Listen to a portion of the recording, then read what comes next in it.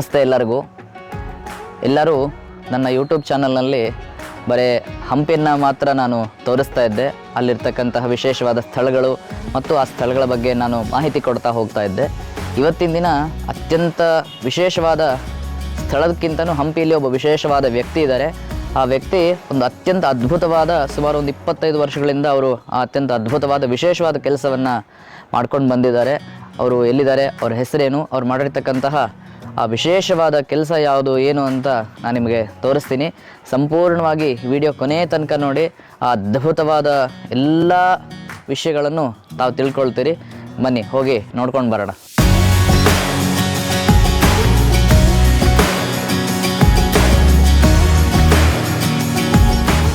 ನಾನು ಅವಾಗಲೇ ತಿಳಿಸಿದ್ದೆ, ಹಂಪಿಲಿ ಒಬ್ಬ ವಿಶೇಷವಾದ ವ್ಯಕ್ತಿ ಇದ್ದಾರೆ ಮತ್ತು ವಿಶೇಷವಾದ ಕೆಲಸವನ್ನು ಮಾಡಿದ್ದಾರೆ ಅಂತ ನಾನು ನಿಮಗೆ ತಿಳಿಸಿದ್ದೆ. ಅವರು ನಮ್ಮ ಆಪ್ತ ಸ್ನೇಹಿತರಾದಂತಹ ಶ್ರೀಯುತ ಮಲ್ಲಿಕಾರ್ಜುನ್ ಅವರು. ಇವರು ಹಂಪಿಲೇ ಇರ್ತಾರೆ. ಸುಮಾರು 20-25 ವರ್ಷಗಳಿಂದ ತುಂಬ ಒಳ್ಳೆ ಅತ್ಯಂತ ಅದ್ಭುತವಾದ ಹವ್ಯಾಸವನ್ನು ಅವರು ರೂಢಿ ಮಾಡ್ಕೊಂಡಿದ್ದಾರೆ. ಅದೇನು ಅಂತ ನಾನು ನಿಮಗೆ ತೋರಿಸ್ತಾ ಹೋಗ್ತೀನಿ. ಅವರು ಅದ್ರ ಬಗ್ಗೆ ವಿವರಣೆ ಕೊಡ್ತಾ ಹೋಗ್ತಾರೆ. ಅವ್ರನ್ನ ಪರಿಚಯ ಮಾಡಿಕೊಂಡು ವಿವರಣೆ ಕೇಳ್ತಾ ಹೋಗೋಣ. ನಮಸ್ಕಾರ, ನನ್ನ ಹೆಸರು ಮಲ್ಲಿಕಾರ್ಜುನಯ್ಯ ಕಲ್ಮಠ ಅಂತೇಳಿ. ನಾನು ಸುಮಾರು ಒಂದು 20-22 ವರ್ಷದಿಂದ ಕಾಯಿನ್ ಸಂಗ್ರಹ ಮಾಡ್ತಾ ಇದ್ದೀನಿ. ಕಾಯಿನ್ ಜೊತೆಗೆ ಹಳೆ ಆ್ಯಂಟಿಕ್ ಕ್ಯಾಮ್ರಾ ಇರ್ಬೋದು, ಆಮೇಲೆ ಫಸಲ್ಸ್ ಆಯಿತು, ಆಮೇಲೆ ಕ್ರಿಸ್ಟಲ್ಲು, ಆಮೇಲೆ ವೆರೈಟಿಯಾದ ಕಲ್ಲುಗಳು, ಆಮೇಲೆ ನೋಟ್ಸು ಎಲ್ಲ ಆ್ಯಂಟಿಕ್ ಸಾಮಾನು ಅಂದರೆ ಹಳೆ ಸಾಮಾನು ನಾನು ಸಂಗ್ರಹಣೆ ಮಾಡ್ತೀನಿ. ಮಲ್ಲಿಕಾರ್ಜುನ್ ಅವರೇ, ಈ ಹವ್ಯಾಸ ನಿಮಗೆ ಯಾವ ರೀತಿ ಇದು ನಿಮಗೆ ಬಂತು? ಇವನ್ನೆಲ್ಲ ನೀವು ಎಲ್ಲಿಂದ ಸಂಗ್ರಹ ಮಾಡಿದೆ ಅಂತ ನಮಗೆ ತೋರಿಸ್ಕೊಂತ ಅದ್ರ ಬಗ್ಗೆ ವಿವರಣೆ ಕೊಡ್ತಾ ಹೋಗಿ. ಖಂಡಿತ. ನಾನು ಸ್ಟಾರ್ಟಿಂಗ್ ಅಂದರೆ ಫಸ್ಟ್ ಇದನ್ನ ಸ್ಟಾರ್ಟ್ ಮಾಡ್ತೀನಿ. ನಾನು ಒಂದು 20 ವರ್ಷದ ಕೆಳಗಡೆ ನನಗೆ ಗೊತ್ತೇ ಇದ್ದಿಲ್ಲ, ಐಡಿಯಾ ಇದ್ದಿಲ್ಲ ಇವೆಲ್ಲ ಕಾಯಿನಲ್ಲಿ ಇದರಲ್ಲಿ ಸೇಫ್ ಮಾಡಬೇಕಂತೇಳಿ. ಒಂದು ಪ್ಲಾಸ್ಟಿಕ್ ತೊಗೊಂಡು, ಇದು ಮಾಮೂಲಿ ಪ್ಲಾಸ್ಟಿಕ್ ಕವರ್ ತೊಗೊಂಡು ಅದರಲ್ಲೆಲ್ಲ ಇದನ್ನ ಹಾಕಿ ಅದ್ರ ಮೇಲೆ ವೈಟ್ ಪ್ಲಾಸ್ಟಿಕ್ ಹಚ್ಚಿ ಅದನ್ನ ಅಂಟಿಸಿ ಈ ಕಾಯಿನನ್ನು ಸೇಫ್ ಮಾಡೋದಕ್ಕೆ ಈ ಥರ ಬಿಫೋರ್ ನಾನು ಮಾಡಿರೋದು ಇದು. ಆಮೇಲೆ ಸ್ಲೋಲಿ ಕಾಯಿನ್ ಆಲ್ಬಮ್ ತೊಗೊಂಡೆ. ಕಾಯಿನ್ ಆಲ್ಬಮ್ ತೊಗೊಂಡ ತಕ್ಷಣ ನಾನು ಈ ಟೈಪ್ನಲ್ಲಿ ಎಲ್ಲ ಕಾಯಿನ್ಗಳು ಸಂಗ್ರಹ ಸ್ಟಾರ್ಟ್ ಮಾಡಿದ್ದೀನಿ. ಇದೆಲ್ಲ ಆಲ್ ಓವರ್ ಭಾರತನೇ ಅಡ್ಡಾಡಿದ್ದೀನಿ. ಕನ್ಯಾಕುಮಾರಿಯಿಂದ ಕಾಶ್ಮೀರವರೆಗೆ ಯಾವ ಕಾಯಿನ್ಸ್ ಎಲ್ಲೆಲ್ಲಿ ಏನೇನಿದೆ, ಅಲ್ಲೆಲ್ಲಿ ಏನಾಗಿದೆ, ಕದಂಬ, ಚೌಳ, ಪಾಂಡ್ಯ, ಆಮೇಲೆ ಎಲ್ಲ ರಾಜರದ್ದು ಎಲ್ಲ ಕಾಯಿನ್ಸ್ ಇದೆ ನನ್ನ ಹತ್ರ. ರಾಜ ಮಹಾರಾಜರ ಕಾಲದಿಂದ ಬಳಸ್ತಕ್ಕಂಥದ್ದನ್ನ ನೀವು ಸಂಗ್ರಹ ಮಾಡ್ತಾ ಇದ್ದೀನಿ. ಇದು ನನಗೆ ವಿದ್ಯಾರಣ್ಯ ಸ್ವಾಮಿಗಳು ನನಗೆ ಐಡಿಯಾ ಕೊಟ್ಟರು. ಇದು ಕಾಯಿನಲ್ಲಿ ಹಿಂಗೆ ಆಗ್ಬೇಕು, ಹಿಂಗೆ ಇಟ್ಕೊಂಡ್ರೆ ಸೇಫ್ಟಿ ಇರುತ್ತೆ ಅಂತೇಳಿ ಅವ್ರ ಹತ್ರ ಒಂದು ಇತ್ತು ತೋರಿಸಿದ್ರು ನನಗೆ. ಅವ್ರ ಕಡೆಯಿಂದ ನನಗೆ ಇದನ್ನ ಕಾಯಿನು ಇದನ್ನ ಮಾಡ್ತಾ ಇದ್ದೀನಿ. ಇದರಲ್ಲಿ ಯಾವ ದೇಶದ್ದು ಅಥವಾ ಯಾವ ರಾಜರ ಕಾಲದ್ದು ಅಂತ ಏನಾದರೂ ಒಂದು ಐಡೆಂಟಿಫಿಕೇಶನ್ ಮಾಡಿ ಹೇಳ್ಬಹುದಾ? ಖಂಡಿತ, ಇಲ್ಲಿ ಇದೆ ಆಲ್ರೆಡಿ. ನಾನು ಮೆನ್ಷನ್ ಸ್ವಲ್ಪ ಆದಷ್ಟು ನಾನು ರಿಸರ್ಚ್ ಮಾಡಿ ಏನಿದೆ ಅಲ್ಲಿ ಹಾಕಿದ್ದೀನಿ ಯಾವ ಅಂತೇಳಿ. ಕೃಷ್ಣೇವರ ದೇವರಾಯ ಇದೆ, ಎಲ್ಲ ಎಲ್ಲ ಎಲ್ಲ ಎಲ್ಲ ಆಮೇಲೆ ಶಿವಾಜಿ ಮಹಾರಾಜು. ಅಂದ್ರೆ ಇದನ್ನೆಲ್ಲ ನೀವು ಯಾವ ರೀತಿ ಸಂಗ್ರಹ ಮಾಡಿದ್ರೆ? ನಿಮ್ಮ ಸ್ವಂತ ದುಡ್ಡನ್ನ ಖರ್ಚು ಮಾಡಿ ಸಂಗ್ರಹ ಮಾಡ್ತಾ ಹೋಗಿದ್ರೆ ಅಥವಾ ನಿಮಗೆ ಯಾರಾದರೂ? ಇಲ್ಲ, ಕೆಲವು ಕಾಯಿನ್ಸು ಗಿಫ್ಟ್ ಕೊಟ್ಟಿದ್ದಾರೆ ಕೆಲವು ಜನ. ಆಮೇಲೆ ಉಳ್ಕಿದ್ದೆಲ್ಲ ನಾನು ದುಡ್ಡು ಕೊಟ್ಟು ತಗೊಂಡಿದ್ದೆ. ನೀವು ಈ ರೀತಿ ಮಾಡ್ತಿದ್ದೀರಿ ಅಂತ ಅವರಿಗೆ ಮಾಹಿತಿ ಸಿಕ್ಕಾಗ ಒಂದು ನೀವು ಕೂಡ ಇವೆಲ್ಲ ಮುಘಲು, ಇವೆಲ್ಲ ಮುಘಲ್ಸ್ ಕಾಯಿನ್ಸ್ ಇವೆಲ್ಲ. ಆಮೇಲೆ ಟಿಪ್ಪು ಸುಲ್ತಾನ್ ಕಾಯಿನು ಎಲ್ಲ ಮುಘಲ್ಸ್ ಕಾಯಿನೆ. ಸಾಮಾನ್ಯ ನಿಮಗೆ ಇದು ನೋಡಿದ್ರೆ ಮಾಮೂಲಿ ಕಲ್ ತರ ಅನ್ಸುತ್ತೆ, ಬಟ್ ಆಗಿನ ಕಾಲದಲ್ಲಿ ಚಲಾವಣೆಗಿದ್ದಂತಹ ನೋಡಿ ಗಮನಿಸಬಹುದು. ಇದು ಟಿಪ್ಪು ಸುಲ್ತಾನ್ ಅವರ ಕಾಲದಲ್ಲಿ ಇದ್ದಂತಹ ಚಲಾವಣೆಗಿದ್ದಂತಹ ನಾಣ್ಯಗಳು. ಅಕ್ಬರ್ ಬೀರ್ಬಲ್ ಇದು.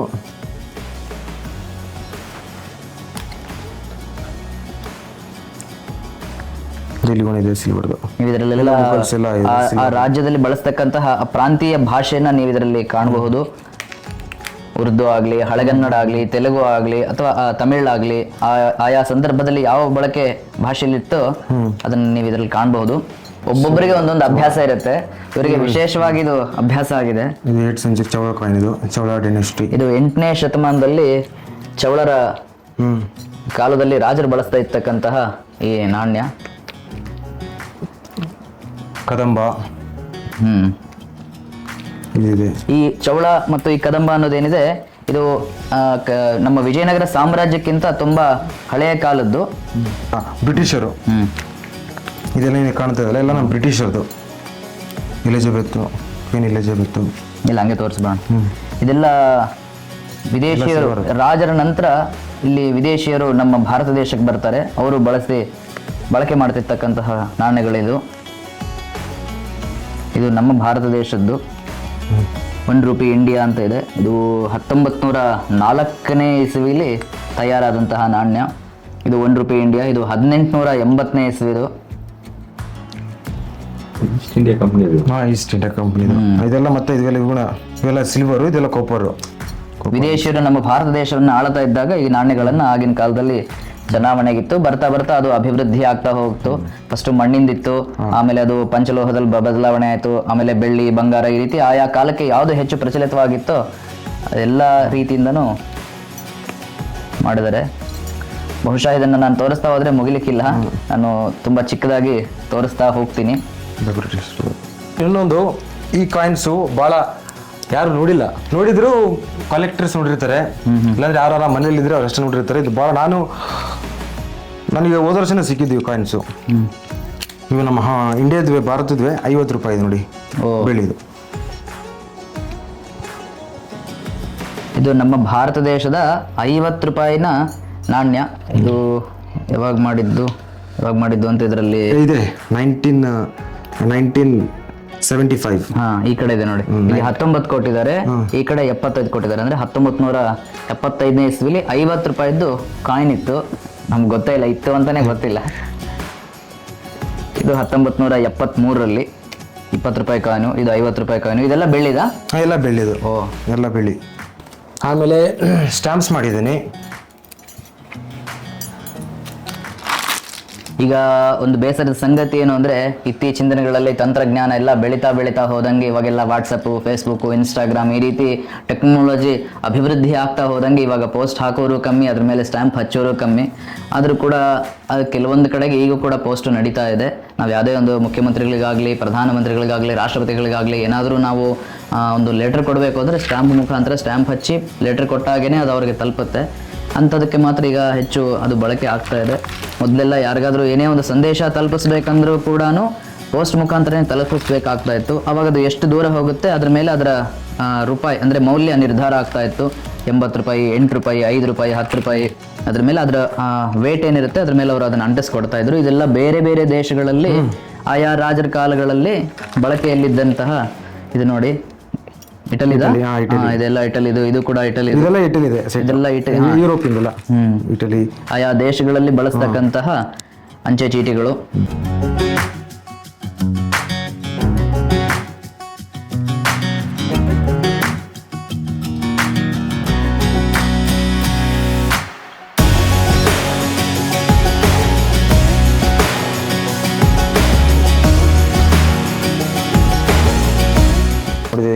ಇದ್ರ ತುಂಬ ಇದೆ.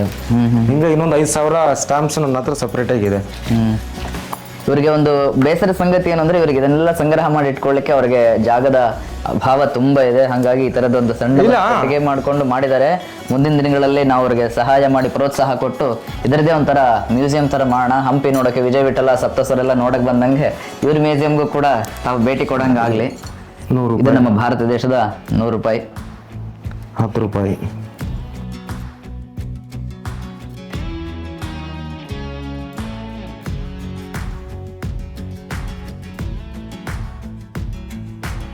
ಇದೆಲ್ಲ ಯುರೋಪ್ ಕಾಯಿನ್ಸು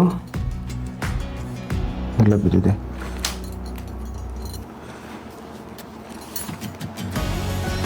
ಇದು ನೋಡಿ ಹಿಟ್ಲರ್ ಕಾಯಿನು, 1944.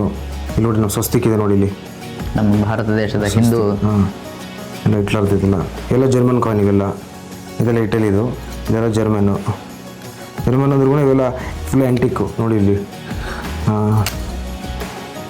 1875. 1875ನೇ ಶತಮಾನದ್ದು. ಇದೆಲ್ಲ ಆಲ್ಮೋಸ್ಟ್ ನನ್ನ ಹತ್ರ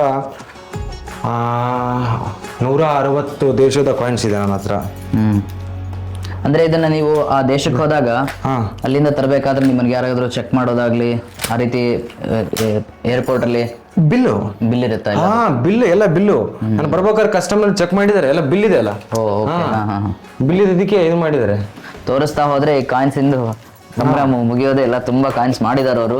ಅದಕ್ಕಂತಾನೆ ವಿಶೇಷವಾದ ಆಲ್ಬಮ್ಗಳನ್ನ ತರಿಸಿ ಅದ್ರೆಲ್ಲ ಈಗ ನೋಡಿ ಎಲ್ಲ ನಮ್ದು ಇದು ನಮ್ಮ ಭಾರತ ದೇಶದ್ದು 5 ಪೈಸೆ 10 ಪೈಸೆ ನಾವು ಚಿಕ್ಕವರಿದ್ದಾಗೆಲ್ಲ ಇದನ್ನೆಲ್ಲ ಬಳಕೆ ಮಾಡ್ತಾ ಇದ್ವಿ. ಈಗಿನ ಜನ್ರೇಷನ್ಗೆ 5 ಪೈಸೆ ಗೊತ್ತೇ ಇಲ್ಲ. ಈಗೇನಿದ್ರು 10 ರೂಪಾಯಿ ನೋಟ್ಗೆ ಅದು ಅಪ್ಡೇಟ್ ಆಗಿದೆ. ಎಲ್ಲ ನಮ್ಮ ಭಾರತ ದೇಶದ್ದು.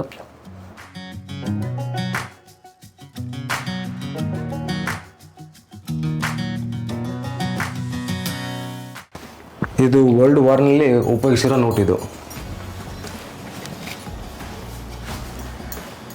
1923.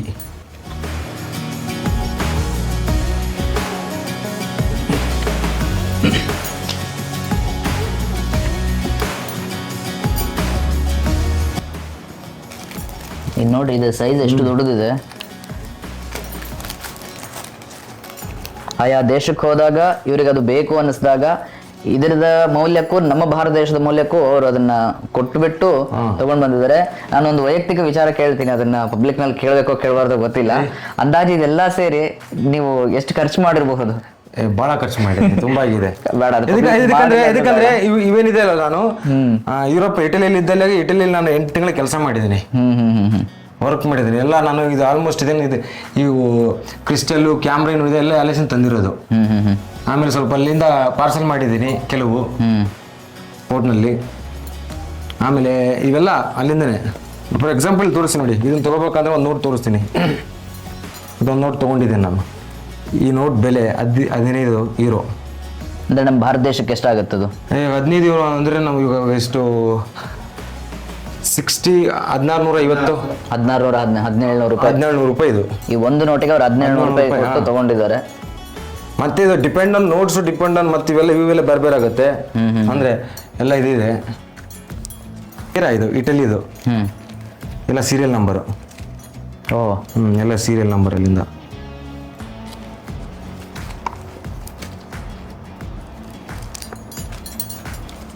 ಎಲ್ಲ ಸೀರಿಯಲ್ ನಂಬರ್ ಇದು.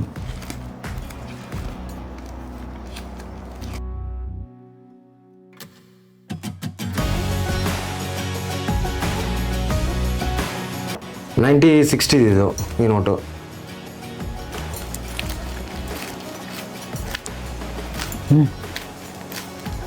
ದಿನಾರು, ದರಮು, ಆಮೇಲೆ ನೇಪಾಳದು,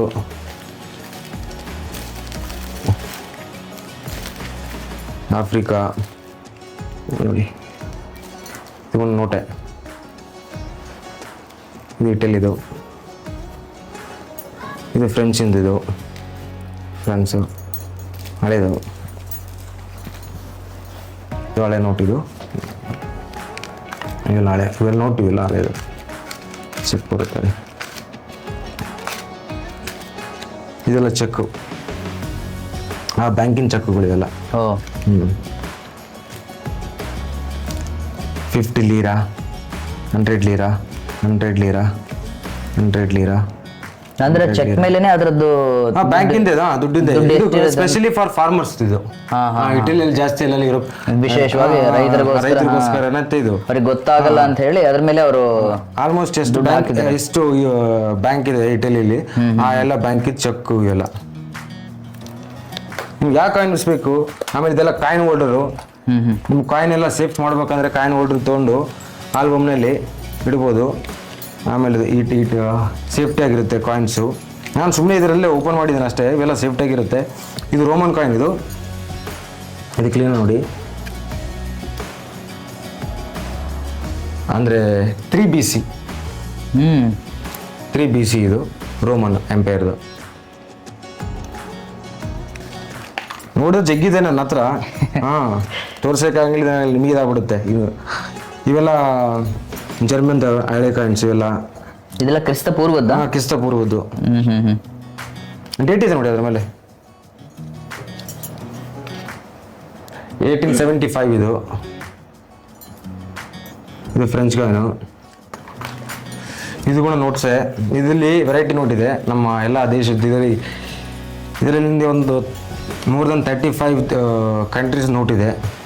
ಸುಮಾರು ಒಂದು 35 ದೇಶದ ನೋಟ್ಸ್ ಇದೆ. ನೋಟ್ಗಳನ್ನು ಅವರು ಸಂಗ್ರಹ ಮಾಡಿ ಇಟ್ಕೊಂಡಿದ್ದಾರೆ. ಜಾಸ್ತಿನೇ ಇದೆ. ನಮ್ಮ ಇಂಡಿಯಾದಿದು ಡಾಲರು, ಯೂರೋ, ಪೌಂಡು, ಯೂರೋ, ನೇಪಾಲ್ದು ಇದೆಲ್ಲ ಪ್ಲಾಸ್ಟಿಕ್ ನೋಟ್ ಇದೆಲ್ಲ. ಇದೆಲ್ಲ ಪ್ಲಾಸ್ಟಿಕ್ ಇದು.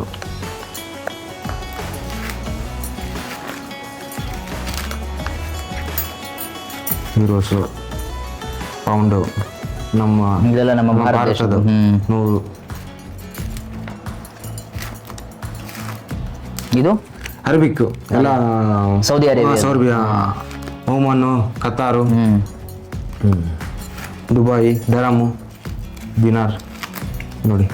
ದರಾಮು, ದಿನಾರು, ದರಮ್ಸ್.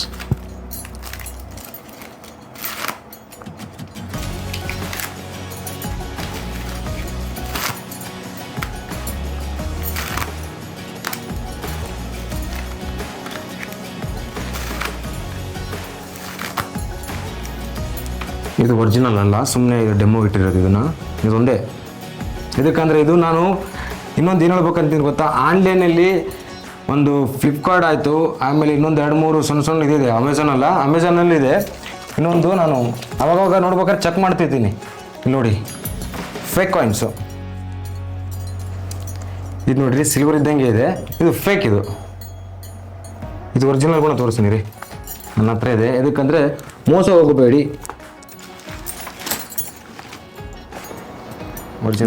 ಬೆಳ್ಳಿದು ಒರಿಜಿನಲ್ ನೋಡಿ ಇದೆ. ಇದು ಡೂಪ್ಲಿಕೇಟು ನೋಡಿ. ಇದೆಲ್ಲವೂ ಆನ್ಲೈನಲ್ಲಿ ಸಿಗುತ್ತೆ ಅಂತ ಹೇಳ್ತಿದ್ದಾರೆ. ಸಿಗುತ್ತೆ. ಆದ್ರೆ ನೀವು ಅದ್ರ ಬಗ್ಗೆ ಸಂಪೂರ್ಣ ಮಾಹಿತಿ ಇದ್ರೆ ಮಾತ್ರ ತಗೊಳ್ಳಿ. ಸುಮ್ಮನೆ ಇಂಥದಕ್ಕೆಲ್ಲ ನಿಮಗೆ ಸಂಗ್ರಹ ಮಾಡೋ ಹವ್ಯಾಸ ಇವ್ರ ರೀತಿ ಇದ್ರೆ ಮಾತ್ರ ತಗೊಳ್ಳಿ. ಯಾಕಂದ್ರೆ ಐಡಿಯಾ ಇರಬೇಕು. ನೋಡಿ, ಆನ್ಲೈನ್ ನೋಡಿದೆ. ಇಲ್ಲ 1970ನೇ ಇಸ್ವಿಲಿ ಇದು ಫೇಕು. ಅವ್ರ ಹತ್ರ ಇಲ್ಲಿ ಒರಿಜಿನಲ್ ಕೂಡ ಇದೆ, ಅವ್ರು ತೋರಿಸಿದಂಗೆ. ಇದು ನೋಡಿ, ಜನ ಇವಾಗ ಇತ್ತೀಚೆಗೆ ಮೋಸ ಮಾಡ್ತಾ ಇದ್ದಾರೆ. ನನ್ನ ಹತ್ರ $1 ಮಿಲಿಯನ್ ನೋಟ್ ಇದೆ ಅಂತೇಳಿ. ಇದು ಫೇಕ್. ಅಲ್ಲ, $1 ಮಿಲಿಯನ್ ನೋಟ್ ನಿಜವಾಗ್ಲೂ ಇದೆನಾ? ಇಲ್ಲ ಫೇಕ್ ಮಾಡಿದ್ದದು. ಇವಾಗ ಜನಕ್ಕೆ ಅಂತಾರೆ ಒಬ್ಬೊಬ್ರು ಫೇಕ್ ಮಾಡಿದಾಗ ನಾನು ಮಿಲಿಯನ್ ನೋಟ್ ಇಲ್ಲೇ ಇಲ್ಲ. ಅದು ಲಾಸ್ಟ್ 100 ಇದೆ ಇರೋದು. 100 ಲಾಸ್ಟ್. ಸಾರಿ 60 ದೇಶದ್ದು, 60 ಕಂಟ್ರಿ, 60 ದೇಶದ ಕಾಯಿನ್ಸ್ ಇದರಲ್ಲಿದೆ.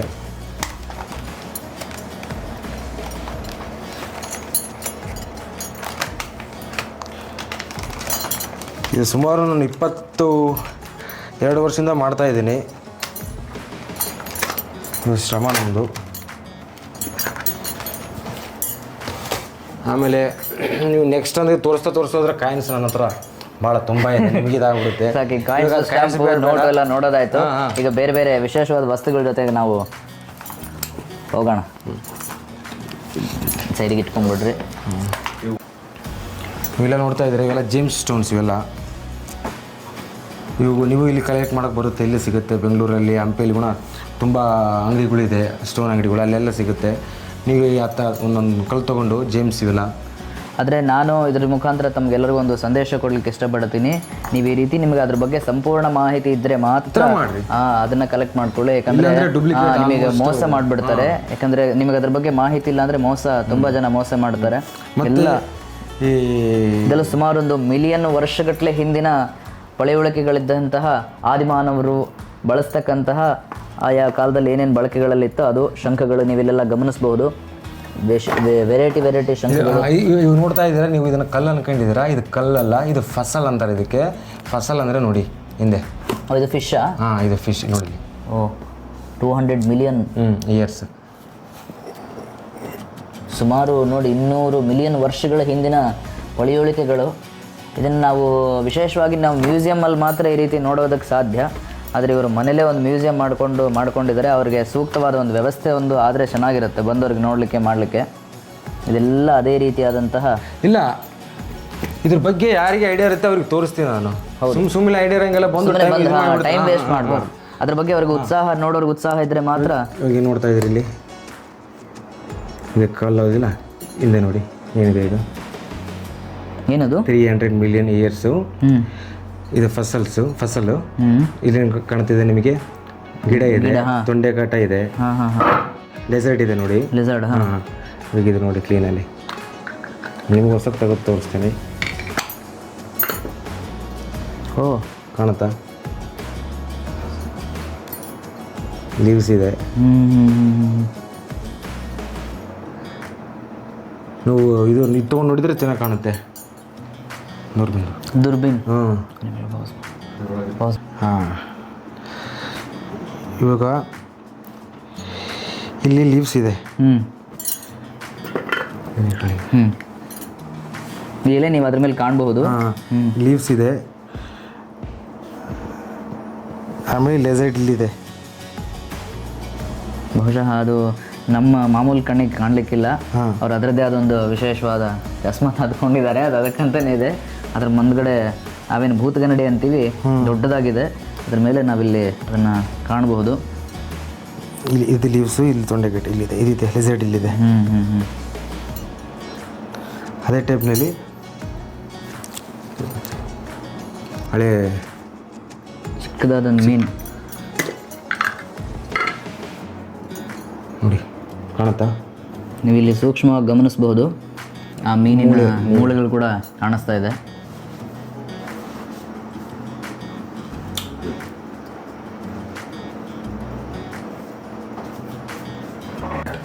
ಅವಾಗೆಲ್ಲ ಒಂದು ಹೇಳ್ತಾ ಇದ್ರು, ಕವಡೆ ಕಾಸಿನ ಕಿಮ್ಮತ್ತು ಇಲ್ಲ ಅಂತಂದು. ಅದೇ ಕವಡೆ ಕಾಸು. ಕವಡೆ ಅಂದರೆ ಇದೆ. ಇದನ್ನು ಕೊಟ್ಟುಬಿಟ್ಟು ತಗೊಂಡು ವ್ಯವಹಾರವನ್ನು ಮಾಡ್ತಾಯಿದ್ರು. ಇದು ಒಂದಕ್ಕಿಷ್ಟು ಅಂತ ಒಂದು ಬೆಲೆ ಅಂದರೆ ಅವರೇ ನಿರ್ಧಾರ ಮಾಡ್ಕೊಂಡಿರ್ತಾರೆ. ಈ ಎರಡಕ್ಕೆ ಒಂದು ಉದಾಹರಣೆ ಹೇಳಬೇಕು ಅಂದರೆ ಇದು 5 ರೂಪಾಯಿ ಅಂದ್ಕೊಳ್ಳಿ ಅಥವಾ 10 ರೂಪಾಯಿ ಅಂದ್ಕೊಳ್ಳಿ. ಇದನ್ನು ಅವ್ರಿಗೆ ಕೊಟ್ಟು ಯಾವುದಾದ್ರೂ ವಸ್ತುಗಳನ್ನು ಖರೀದಿ ಮಾಡ್ತಾಯಿದ್ರು. ಈ ರೀತಿ ಕವಡೆಯಿಂದ ಆರಂಭವಾದಂತಹ ವ್ಯವಹಾರ ಅಭಿವೃದ್ಧಿ ಆಗ್ತಾ ಹೋಗಿ ಮೊದಲಿಗೆ ನಾವು ಎಕ್ಸ್ಚೇಂಜ್ ಮಾಡ್ತಾ ಇದ್ವಿ. ಇವಾಗ ನಾನು ಬಾಳೆಹಣ್ಣು ಬೆಳೆದೇನೆಂದರೆ ಇನ್ನೊಬ್ಬನ ಮಾವಿನಕಾಯಿ ಬೆಳೆದಂದರೆ ಅವನು ಎಕ್ಸ್ಚೇಂಜ್ ಮಾಡ್ತಾ ಇದ್ದಾರೆ ರೈತ. ಅಂದರೆ ಅಕ್ಕಿ ಬೆಳೆದಿರೋರು, ಗೋಧಿ ಬೆಳೆದಿರೋರು ಎಕ್ಸ್ಚೇಂಜ್ ಮಾಡ್ತಾಯಿದ್ರು. ಬರ್ಬರ್ತಾ ಬೆಳೆದೆಲ್ಲ ಸಂಖ್ಯೆ ಕಮ್ಮಿ ಆಗಿಬಿಡ್ತು. ಆಮೇಲೆ ರಾಜರೇ ಮಾಡಿದ್ರು, ಇವ್ರಿಗೇನೋ ಒಂದು ವ್ಯವಸ್ಥೆ ಮಾಡ್ಬೇಕಂತೇಳಿ ಅವಾಗ ಪುಟಿ ಕವಡಿ, ಇದನ್ನು ಪುಟಿ ಕವಡಿ ಅಂತಾರೆ. ಪುಟಿ ಕವಡಿ ಅಂದರೆ ಹೊಡೆದಿದ್ದ ಕವಡಿ. ಇದು ಸಮುದ್ರ ಹತ್ರ ಸಿಗುತ್ತಲ್ಲ, ಅದಕ್ಕೆ ಪುಟಿ ಕವಡಿ. ಇವು 10 ಸೇರಿದರೆ 6 ಸೇರಿದರೆ ಒಂದು ದಮುಡಿ ಆಗುತ್ತೆ. ಇಲ್ಲಿ ನೋಡಿ ದಮುಡಿ. ಇದಾದಮೇಲೆ ನೆಕ್ಸ್ಟ್ ಬಂದರೆ ದಮುಡಿ. ಇದೆಲ್ಲ ದಮುಡಿ, ಇವೆಲ್ಲ ದಮುಡಿ ಅಂತಾರೆ. ಇದು ಅಭಿವೃದ್ಧಿ ಆಗ್ತಾ ಬಂದಿದ್ದು. ಫಸ್ಟು ಕವಡೆ, ಆಮೇಲೆ ಕವಡೆಯಿಂದ ಈ ರೀತಿ ಬರ್ತಾ ಹೋಯಿತು. ಆಮೇಲೆ ಬೇರೆ ಬೇರೆ ಬೇರೆ ಬೇರೆ ಇದೆಲ್ಲ ಗಮನಿಸ್ಬೋದು ನೀವು. ಇವೆಲ್ಲ ದಮುಡಿ, ಇವಕ್ಕೆಲ್ಲ ದಮುಡಿ ಅಂತಾರೆ. ಇವೆಲ್ಲ ಫಸ್ಟ್ ಸ್ಟಾರ್ಟಿಂಗ್ ಇದು, ಆಮೇಲೆ ಸೆಕೆಂಡ್ ಇದು. ಆಮೇಲೆ ಬರ್ತಾ ನೀವು ನೋಡಿದಿರಲ್ಲ, ಇದೇ ರೀತಿ ಕಾಯಿನ್ಗಳಾಗೋಕ್ಕೆ ಶುರುವಾಯಿತು. ಆಮೇಲೆ ನೋಟ್ಗಳು ಬರೋಕ್ಕೆ ಶುರುವಾಯಿತು. ಆಮೇಲೆ ಅದು ಬದಲಾವಣೆ ಆಗ್ತಾ ಹೋಗಿ ಇವಾಗ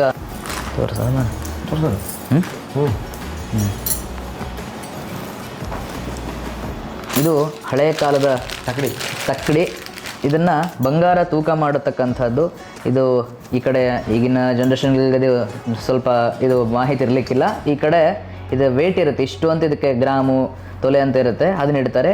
ಈ ಕಡೆ ಆ ಬಂಗಾರವನ್ನು ಇಡ್ತಾ ಹೋಗ್ತಾರೆ. ಇಟ್ಟಾಗ ಇದು ಈ ಕಡ್ಡಿಯನ್ನು ಗಮನಿಸಿದ್ರಿ, ಇದು ಹಿಂಗೆ ಕರೆಕ್ಟಾಗಿ ಹಿಂಗೆ ತೂಗಬೇಕು. ತೂಗಿದಾಗ ಅದನ್ನು ತೂಕ ಮಾಡಿಕೊಡ್ತಿದ್ರು. ಈಗಿನ ಹಳ್ಳಿಗಳಲ್ಲಿ ನೀವು ನೋಡಬಹುದು, ಬಟ್ ಸಿಟಿಗಳಲ್ಲಿ ಇದು ಸಿಗಲ್ಲ. ಈ ಕಡ್ಡಿ ನೇರವಾಗಿ ಈ ರೀತಿ ಬಂದು ನಿಂತರೆ ಕರೆಕ್ಟಾಗಿ ತಗೋಕೆ ಅದು ಶುರುವಾಗುತ್ತೆ. ಈ ರೀತಿ ಇದು ತೂಗೋಕೆ ಶುರುವಾಗುತ್ತೆ. ಇಲ್ಲ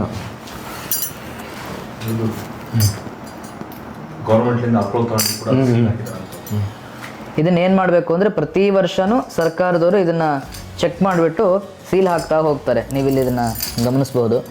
ಸೀಲ್ ಹಾಕಿದ್ದು ಆಯಾ ಕಾಲದಲ್ಲಿ ಆಯಾ ಸರ್ಕಾರ ಅದಕ್ಕೆ ಸೀಲ್ ಹಾಕ್ತಾ ಹೋಗಿದ್ದನ್ನು ನಾವಿಲ್ಲಿ ಗಮನಿಸ್ಬೋದು. ಇದು ಕರೆಕ್ಟಾಗಿ ಇದನ್ನು ನಾವು ತೂಕ ಮಾಡಬಹುದು, ಇದು ನ್ಯಾಯಯುತವಾಗಿದೆ ಅಂಥೇಳಿ ಆ ಸರ್ಕಾರದವರು ಅದನ್ನು ಚೆಕ್ ಮಾಡಿ ಮುದ್ರೆಗಳನ್ನು ಒತ್ತುತ್ತಾ ಹೋಗಿರ್ತಾರೆ. 1906 ಅಂದರೆ 1906 ಇಸ್ವಿದು ಸೌಂಡ್ ಕೇಳ್ತಾ ಇದ್ದೀರಿ ಇದನ್ನು? ಬಹುಶಃ ಇದ್ರದ್ದು ಇವಾಗೂ ನಡೀತಾ ಇದೆ. ಕೀ ಕೊಡೋ ಆಪ್ಷನ್ ಇದೆ. ಇದನ್ನು ನಾವು ಕೀ ಕೊಟ್ಟು ಬಿಟ್ಬಿಟ್ರೆ 24 ಅವರ್ಸ್ ಅದು ಒಂದು ಸರ್ತಿ ನಾವು ಕೀ ಕೊಟ್ಟರೆ 24 ಅವರ್ಸ್ ಅದು ಕೆಲಸ ಮಾಡುತ್ತೆ.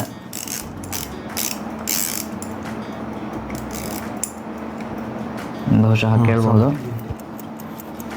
ಕೇಳ್ತಾ ಇದೆ ಅಂತ ಅಂದ್ಕೊಳ್ತೀನಿ. ಟಿಕ್ ಟಿಕ್ ಟಿಕ್ ಟಿಕ್ ಅಂತ ನಡೀತಾ ಇದೆ. ಇದು 1906ನೇ ಇಸ್ವಿಯ ಗಡಿಯಾರ. ಇದೆಲ್ಲ ಕ್ರಿಸ್ಟಲ್ಗಳೆಲ್ಲ ಆಗಿಂದೆ. ಆಮೇಲೆ ಈ ಓನ್ ಮಾಡೋದು ಅಂದರೆ ನಾವು 90s ಕಿಡ್ಡು, ನಾವು ಆಲ್ಮೋಸ್ಟು ಹಳೆ ಟಿ ವಿ ಆಮೇಲೆ ಎಲ್ಲ ಆಟಗಳು ನೋಡಿದ್ದೀವಿ. ಇವಾಗ ಹುಡುಗರು ನೋಡಿಲ್ಲ, ಹೆಚ್ಚು ಯಾರು ನೋಡಿಲ್ಲ. ಅದಕ್ಕೋಸ್ಕರ ನಾನು ಇದೊಂದು ತೋರಿಸ್ಬೇಕಂತೇಳಿ ಹಳೆ ರೇಡಿಯೋ. ಹೌದು, ಮೊದಲೆಲ್ಲ ನಾವು ಕ್ರಿಕೆಟು ಅಥವಾ ಏನೇ ವಾರ್ತೆಗಳು ಕೇಳಬೇಕಂತ ಇದರಲ್ಲಿ ರೇಡಿಯೋದಲ್ಲೇ ಕೇಳ್ತಾ ಇದ್ವಿ. ಆಮೇಲೆ ಇದು ಇಟಾಚಿ ಕಂಪ್ನಿದು ರೇಡಿಯೋ, ಮೇಡ್ ಇನ್ ಜಪಾನು. ಬಹುಶಃ ಈಗಿನ ಜನಗಳಿಗೆ ಹಿಟಾಚಿ ಅಂತ ಗೊತ್ತಾದ ತಕ್ಷಣ ಎಲ್ಲರ ತಲೆಯಲ್ಲಿ ಬರೋದು ಅದು ಮಣ್ಣು ತೆಗೆಯೋದೊಂದು ದೊಡ್ಡ ಯಂತ್ರ ಬರುತ್ತೆ, ಅದೇ ಹಿಟಾಚಿ ಅಂದ ತಕ್ಷಣ ಅದೇ ಬರುತ್ತೆ ಎಲ್ಲರಿಗೂ. ಇದು ನೋಡಿ ಹಳೆಯ ಕಾಲದ ರೇಡಿಯೋ. ಇದು ಟ್ಯೂನಿಂಗ್ ಮಾಡ್ಕೊಳ್ಳೋದು, ಅದು ಬ್ಯಾಂಡ್ ಸೆಟ್ ಮಾಡ್ಕೊಳ್ಳೋದು ಎಲ್ಲ ಕೊಟ್ಟಿದ್ದಾರೆ. ಇದು 1950 1960 ಇದು. ಇದು ಬಹುಶಃ ಚಾರ್ಜಿಂಗ್ ಇಡೋದಿತ್ತು ಅನ್ಸುತ್ತೆ. ಇಲ್ಲ ಇದು ಕಿವಿ ಏರ್ಫೋನ್. ವಿಶೇಷವಾದ ಕ್ಯಾಮ್ರಾಗಳು. ಕ್ಯಾಮ್ರಾ ಪ್ರಿಯರು ಯಾರ್ಯಾರಿದ್ರೋ ಅವ್ರು ಇಲ್ಲೊಂದು ಸರ್ತಿ ಭೇಟಿ ಕೊಡ್ಬೋದು, ನಿಮಗೊಂಥರ ಖುಷಿ ಅನಿಸುತ್ತೆ. ಬೇರೆ ಬೇರೆ ಸಂದರ್ಭದಲ್ಲಿ ನೀವು ನನಗನ್ಸಿದ ಮಟ್ಟಿಗೆ ಧರ್ಮಸ್ಥಳದಲ್ಲಿ ಮಂಜುಷಾ ಅಂತ ಹೇಳಿ ಒಂದು ಹಳೆಯ ಕಾಲದ ವಸ್ತುಗಳನ್ನು ಸಂಗ್ರಹ ಮಾಡಿರ್ತಕ್ಕಂಥ ಒಂದು ಮ್ಯೂಸಿಯಂ ಇದೆ. ನೀವಲ್ಲಿ ಹೋದರೆ ಇಂತಹ ವಸ್ತುಗಳನ್ನು ನೀವಲ್ಲಿ ಗಮನಿಸಬಹುದು. ಅವರು ಯಾರ್ಯಾರೋ ಸಂಗ್ರಹ ಮಾಡಿ ತಂದು ಅಲ್ಲಿ ಕೊಟ್ಟಿದ್ರೆ ತುಂಬ ದೊಡ್ಡ ಅದು ಮ್ಯೂಸಿಯಂ ಇದೆ. ಇವರು ಮನೆಯೇ ಒಂದು ಮ್ಯೂಸಿಯಂ ಮಾಡಿಕೊಂಡು ಎಲ್ಲ ಬೇರೆ ಬೇರೆ ದೇಶಗಳಲ್ಲಿ ಬಳಸಿರ್ತಕ್ಕಂತಹ ಕ್ಯಾಮ್ರಾಗಳು, ಬೇರೆ ಬೇರೆ ಸಂದರ್ಭಗಳಲ್ಲಿ ಆಯಾ ಇಸ್ವಿಗಳಲ್ಲಿ ಬಳಸಿರ್ತಕ್ಕಂತಹ ಕ್ಯಾಮ್ರಾಗಳನ್ನು ನೀವಿಲ್ಲಿ ಗಮನಿಸ್ಬೋದು. ಇದು ಈಗಿನ ಇವ್ರಿಗೆ ಯಾವ ರೀತಿ ಬಳಸಬೇಕು ಅನ್ನೋದೇ ಗೊತ್ತಿಲ್ಲ. ಇದು ಕೊಡಾಕ್ ಕಂಪ್ನಿದು.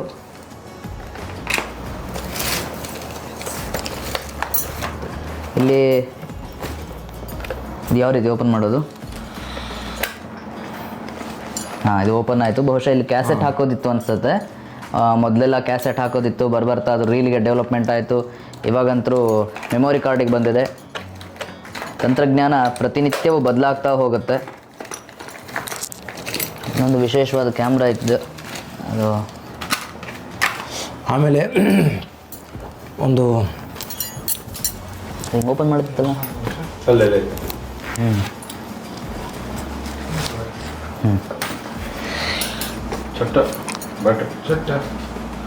ಹೇಳಿ ಒಂದು ಮಾಡ್ಕೊಡಿ.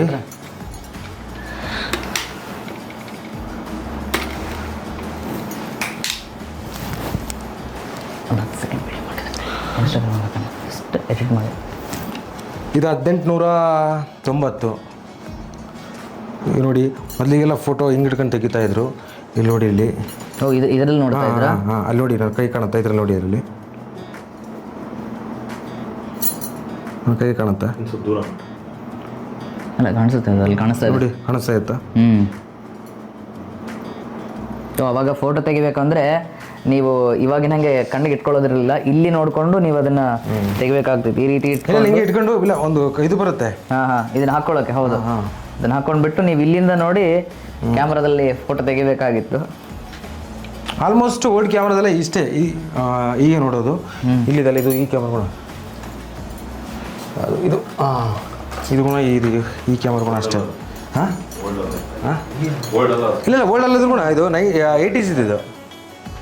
1980s ಅಣ್ಣ, 1980. ಎಷ್ಟು? ಇಲ್ಲ ಅಣ್ಣ, ನೋಡಿ ಇಲ್ಲಿ ಇಲ್ಲ ಇವಾಗ ಇಲ್ಲ ಇಲ್ಲ ನೀವು ಅದನ್ನ ಎಲ್ಲಿ ನೋಡೋದು? ಇದು ಇಲ್ಲಿದೆ. ಅಂದ್ರೆ ಮಾಡಲು ಹಳೆ ಇದು ಆಂಟಿಕ್ ಶಾಪ್ನಾಗ ಇದನ್ನು ಮಾಡಿದ್ದು ನಾನು.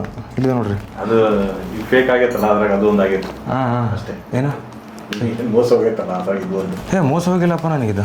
ಅಲ್ಲಲ್ಲ, ಇದು ರನ್ನಿಂಗ್ ಐತಿ. ಇದು ರನ್ನಿಂಗ್ ಐತೆ. ಇದು 2000 ಮೇಲಿಂದ. ಹಾಂ ಇಲ್ಲ, ಇದು ಹೊಡೆದ್ಬಿಟ್ರೆ ಗೂಗಲಾಗ ಹೊಡೆದ್ಬಿಟ್ರೆ ಗೊತ್ತಾಗ್ಬಿಡುತ್ತೆ ಅಣ್ಣ. ನಾನು ಎಲ್ಲ ತಿಳ್ಕೊಂಡಿದ್ದು ಆಲ್ಮೋಸ್ಟ್ ನಾನು ತಿಳ್ಕೊಂಡಿದ್ದು ಗೂಗಲ್ ಕೇಳಿದ್ರೆ ಯಾವ ಕಂಪ್ನಿ ಇದು ಕ್ವಶನ್ ಇದು ಡಿಸ್ಪ್ಲೇ ಇದು. ಇಲ್ಲಿ ನೋಡೋದು ನಮ್ಗೆ ಇಲ್ಲಿ ಕಾಣಿಸುತ್ತೆ. ನಾವ್ ಇಲ್ಲಿ ಏನ್ ನೋಡ್ತಿದೀವಿ, ಇದು ನೋಡಿದ್ರಲ್ಲ, ಇಲ್ಲಿ ನೋಡ್ಕೊಂತ ಫೋಟೋ ತೆಗಿಬೋದು. ನಾವಿಲ್ಲಿ ಏನ್ ತೆಗಿತಿದೀವಿ ಅಂತ ನೀವು ಕಾಣಿಸ್ತಿದ್ದೀರಿ ಇದರಲ್ಲಿ. ಇಲ್ಲಿ ಕಾಣಿಸುತ್ತೆ ಡಿಸ್ಪ್ಲೇ.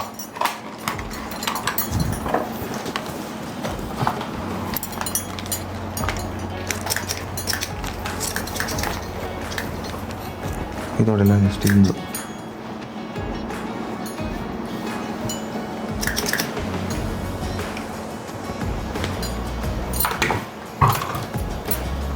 ಇದು ಬಂದು ವರ್ಲ್ಡ್ ವಾರ್ ಸೆಕೆಂಡ್ ವರ್ಲ್ಡ್ ವಾರಲ್ಲಿ ಯೂಸ್ ಮಾಡಿದ್ದು ಬೈನಾಕ್ಯುಲರ್. ಇದು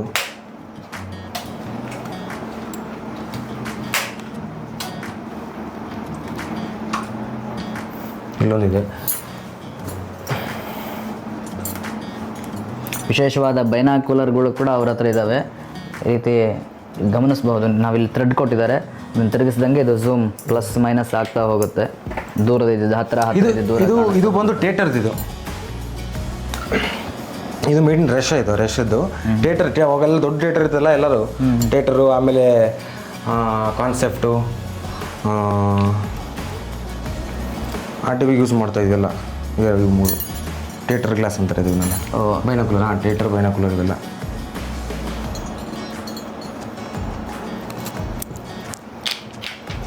₹5 ಬಂಡಾಲಿದೆ. ಇದು ಜನಕ್ಕೆ ಅವೇರ್ನೆಸ್ ಅಂತೇಳಿ ನಾನು ಸ್ಪೆಷಲಿ ಮಾಡ್ತಾ ಇರೋದು ಇದನ್ನು.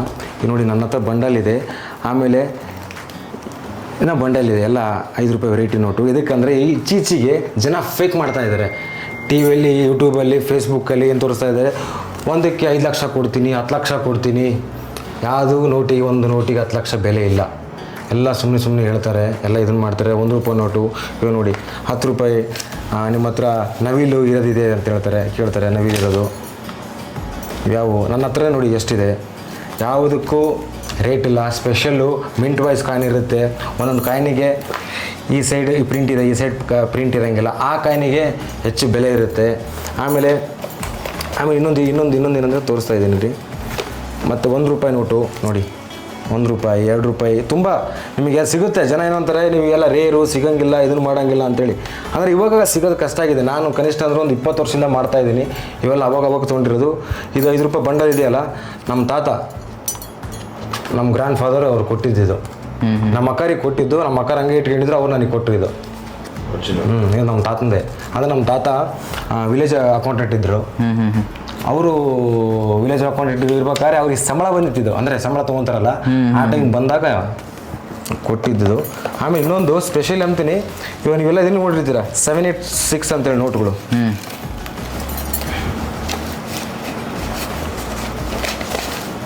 ಇದು 786 ಇದೆ ನೋಡಿ. ನನ್ನ ಹತ್ರ 786 ಇವಿಷ್ಟು 786 ಇರೋದು ನನ್ನ ಹತ್ರ.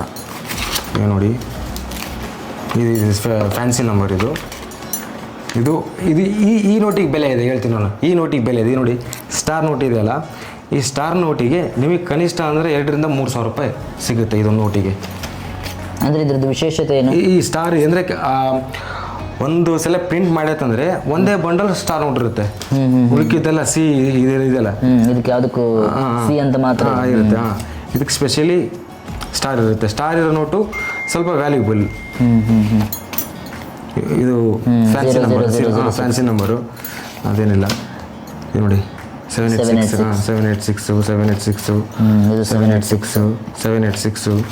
ನೋಡಿ, 786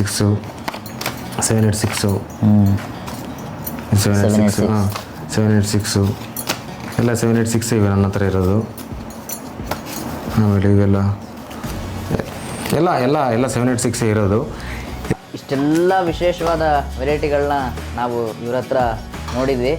ಬನ್ನಿ, ಅವ್ರ ಹತ್ರ ಈ ವಸ್ತುಗಳನ್ನು ಅವ್ರು ಎಲ್ಲಿಂದ ಸಂಗ್ರಹ ಮಾಡಿದ್ರು, ಅಂದಾಜು ಅವರು ಅದಕ್ಕೆ ಎಷ್ಟು ಖರ್ಚು ಮಾಡಿದ್ರು, ಆ ದುಡ್ಡೆಲ್ಲ ಅವ್ರಿಗೆ ಎಲ್ಲಿಂದ ಬಂತು, ಇದಕ್ಕೆ ವಿತ್ ಪರ್ಮಿಷನ್ ಇದನ್ನು, ವಿತೌಟ್ ಪರ್ಮಿಷನ್ನ ಅದನ್ನು ಬೇರೆ ದೇಶದಿಂದ ಅವ್ರು ಯಾವ ರೀತಿ ತಂದರು ಅಂತೇಳಿ ಚಿಕ್ಕದಾಗಿ ಅವರು ಅದ್ರ ಬಗ್ಗೆ ಮಾಹಿತಿ ಕೊಡ್ತಾರೆ.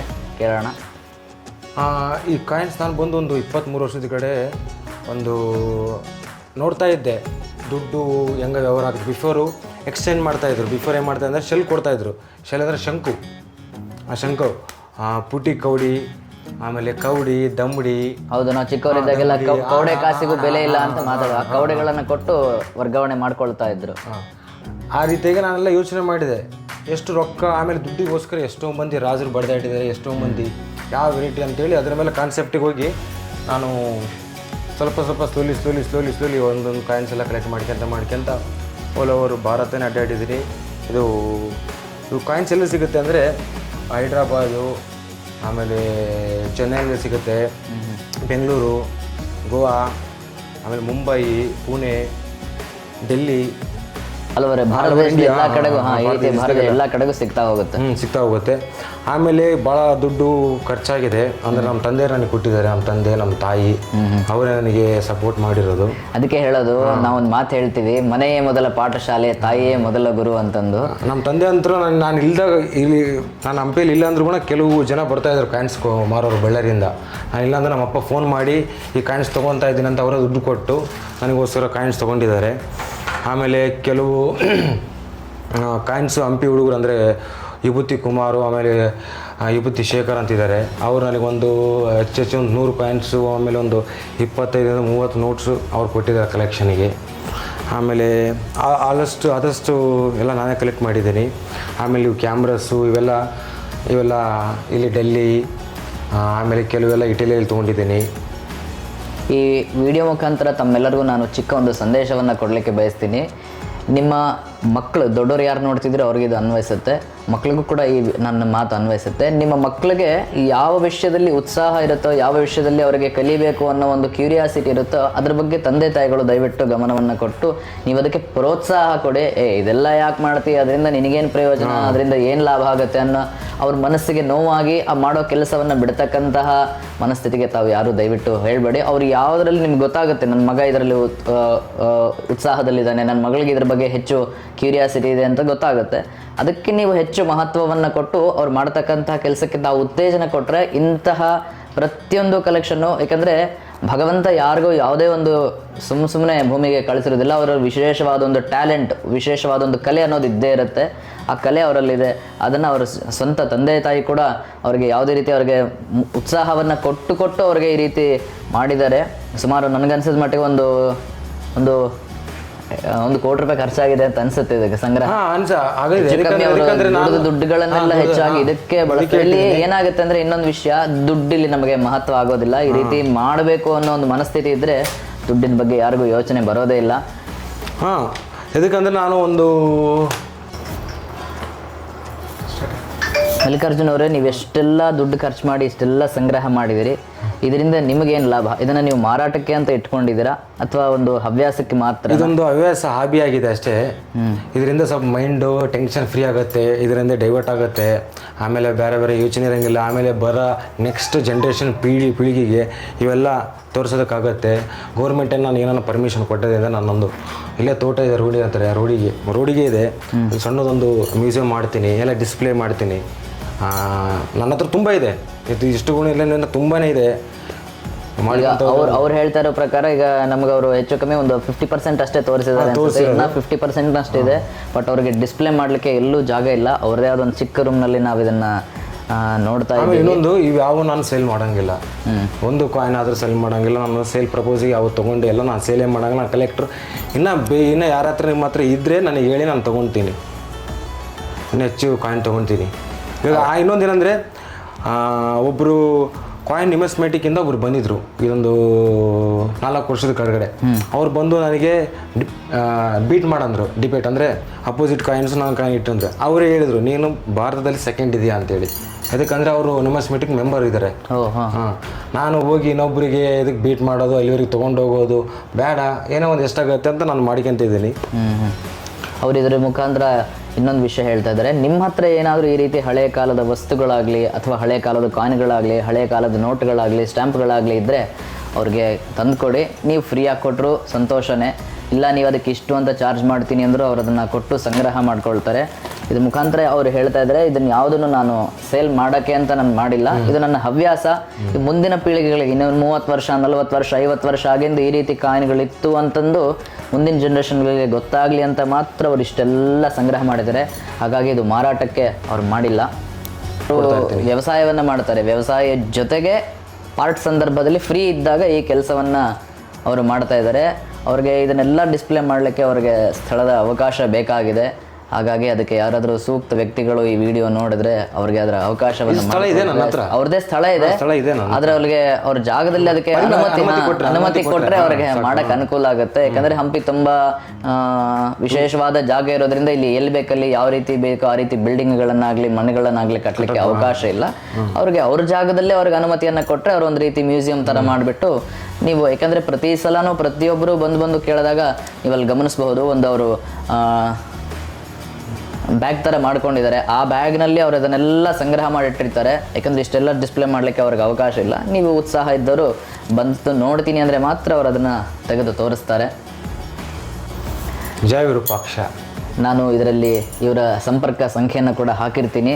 ನಿಮಗೆ ಇದ್ರ ಬಗ್ಗೆ ಉತ್ಸಾಹ ಇದ್ದರೆ ಮಾತ್ರ ಬನ್ನಿ ಹಂಪಿಲಿ, ಇವ್ರನ್ನ ಸಂಪರ್ಕ ಮಾಡಿ. ಅವರು ಒಂದು ಅರ್ಧ ಗಂಟೆ ವಿಡಿಯೋ ಮಾಡಿಕೊಂಡು ತಮ್ಮ ಹತ್ರ ಇವ್ರಿಗೆ ಕಲೆಕ್ಷನ್ಗಳನ್ನೆಲ್ಲ ತೋರಿಸ್ತಾರೆ. ಸುಮ್ಮನೆ ಏನೋ ಇಂಟ್ರೆಸ್ಟ್ ಇಲ್ದಿದ್ದು ಬಂದೆಲ್ಲ ಕಿತ್ಸಿ ದಯವಿಟ್ಟು ಅವ್ರ ಸಮಯವನ್ನು ವ್ಯರ್ಥ ಮಾಡಬೇಡಿ. ಯಾರಿಗೆ ಇದ್ರ ಬಗ್ಗೆ ಉತ್ಸಾಹ ಇದೆ, ನೋಡಬೇಕು ಅಂತ ಅನಿಸುತ್ತೆ, ಚಿಕ್ಕ ಒಂದು ಮ್ಯೂಸಿಯಂ ಥರನೇ ಮಾಡಿದ್ದಾರೆ. ಬನ್ನಿ, ಇಂಥವ್ರಿಗೆ ನಾವು ಮತ್ತೆ ಪ್ರೋತ್ಸಾಹ ಕೊಡೋಣ. ಇದೇ ರೀತಿ ಹಂಪಿಯ ಬಗ್ಗೆ ಮಾಹಿತಿ ಕೊಡತಕ್ಕಂತಹ ಮತ್ತೊಂದು ವಿಶೇಷವಾದ ವಿಡಿಯೋದ ಜೊತೆಗೆ ನಾನು ಮತ್ತೆ ನಿಮಗೆ ಸಿಗ್ತೀನಿ. ಧನ್ಯವಾದ. ಮಲ್ಲಿಕಾರ್ಜುನ್ ಅವರೇ, ತಮ್ಮ ಅಮೂಲ್ಯವಾದ ಸಮಯವನ್ನು ಸುಮಾರು ಒಂದು 2 ಗಂಟೆಗಳ ಕಾಲ ನಮ್ಮ ಜೊತೆ ಕಳೆದಿದ್ದೀರಿ. ತಮಗೂ ಕೂಡ ತುಂಬ ಹೃದಯದ ಧನ್ಯವಾದಗಳು.